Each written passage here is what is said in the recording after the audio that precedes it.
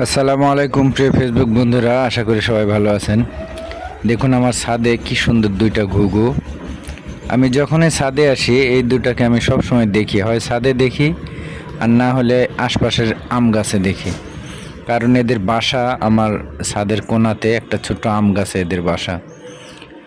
এরা আমাকে দেখে তেমন ভয় করে না, কারণ সব সময় দেখা হয় আমি যখন গাছে পানি দিতে আসি অথবা ছাদে ঘুরতে আসি, তো ওই জন্য আমাকে দেখে তেমন ভয়ও করে না। এরা একদম আমার কাছাকাছি আসে, জানে আমি ওদের কোনো ক্ষতি করব না। দেখুন আমার কাছে থেকে, সামনে থেকে হয়তো 2 হাত সামনে আছে, খাচ্ছে। শুধু তাই না, এদের ছোট ছোট দুটো কিউট বেবিও আছে আমার ছাদের কোণাতে। এদের দুটো বাচ্চা আছে। আমি প্রতিদিন বাচ্চাদের খেয়াল করি যে কোনো ক্ষতি হচ্ছে কিনা বা পড়ে গেল কিনা। তো চলুন দেখি এদের ছোট দুটো বেবি। চলুন,